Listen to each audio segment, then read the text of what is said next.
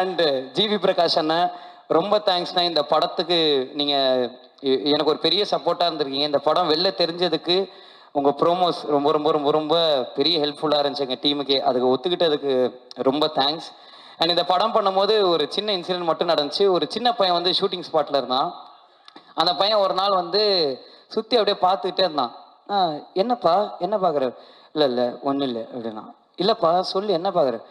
இல்லை படத்தோட ஹீரோ யாருன்னு பார்த்துன்னு இருக்கேன் அப்படின்னா. நான் சொன்னேன் யாரா இருக்கும் சொல்லு அப்படின்னேன். இந்த கேமரா பின்னாடி உட்காந்துக்கிறாரு அந்த அண்ணன் அப்படின்னா. ஃபர்ஸ்ட் வர அவர் கேமரா பின்னாடி இருக்காப்பா, ஹீரோ கேமரா முன்னாடி இருப்பாங்க, நீ இப்போ யாருன்னு சொன்னா கரெக்டாக என் அசிஸ்டன்ட் டைரக்டர் பொசிஷன் கொடுத்துட்டு இருந்தான். அவர் தானே ஹீரோ அப்படின்னா. இல்லை தம்பி நான் தான் ஹீரோன்னு. போங்க நீங்கள் காமெடி அப்படின்ட்டு போயிட்டான். ஒரு 3 நாள் அந்த ஜூனியர் ஆர்டிஸ்ட் பையனா ப்ரூவ் பண்ணுறதுக்காகவே அவனை நிற்க வச்சு நடிச்சுக்கிட்டே இருக்கேன். 4வது நாள் வந்துட்டான். ஃபோனெல்லாம் எடுத்துட்டோன்னா அம்மா என்னை இவர் கூட ஃபோட்டோ எடுக்கணும்னா, அப்பா ஒரு வேலை ஒத்துக்கிட்டான்டா நம்மளை ஹீரோ அப்படின்னா. அம்மா தம்பி இவர் யாருன்னு தெரியுதா? அப்படி தெரியுது, இந்த படம் காமெடியானு அப்படின்ட்டான்.